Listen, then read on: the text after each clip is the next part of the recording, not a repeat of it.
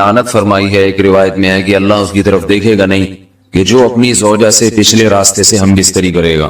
یہ بیماری بھی، یہ گندگی بھی لوگوں میں پھیلتی جا رہی ہے، خاص طور پہ جن کو لڑکوں سے بدفعلی کی عادت پڑ جائے تو وہ زوجہ سے فطری راستے سے ہم بستری نہیں کرتے۔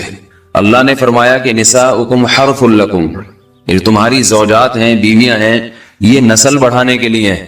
تو اسی راستے میں انسان اپنی خواہش کو پوری کر سکتا ہے جس راستے سے نسل بڑھتی ہے۔ اس کے علاوہ کسی اور راستے سے اپنی خواہش کو پورا کرنا یہ حرام ہے، گناہ کبیرہ ہے، گندگی ہے۔ ہمارے پاس کیسز آتے ہیں، ایک پاک دامن لڑکی کی شادی ہوتی ہے، لڑکا بھی بظاہر بڑا نیک، لیکن کیا ہے، لڑکا چونکہ ٹھرکی ہوتا ہے، شہوت کا درندہ ہوتا ہے، تو وہ یہ نہیں دیکھتا کہ میں اپنی بری خواہش مٹانے کے لیے میں اپنی زوجہ کو غیر فطری طریقے پر مجبور کیسے کر سکتا ہوں، تو مجبور کرتا ہے پھر اپنی بیوی۔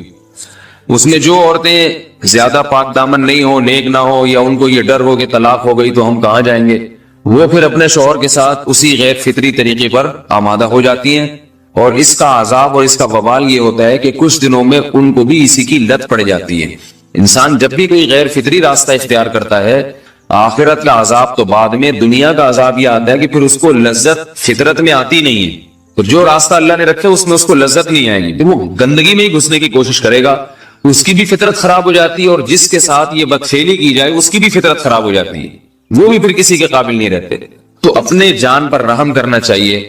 ہم انسان ہیں، ہم درندے نہیں ہیں، ہم گھوڑے نہیں ہیں، ہم گدھے نہیں ہیں، ہم جانور نہیں ہیں، ہم انگریز نہیں ہیں۔ انگریز نے تو حیا اور شرم کی تمام حدود کو توڑ دیا ہے، وہ تو درندے بن چکے ہیں۔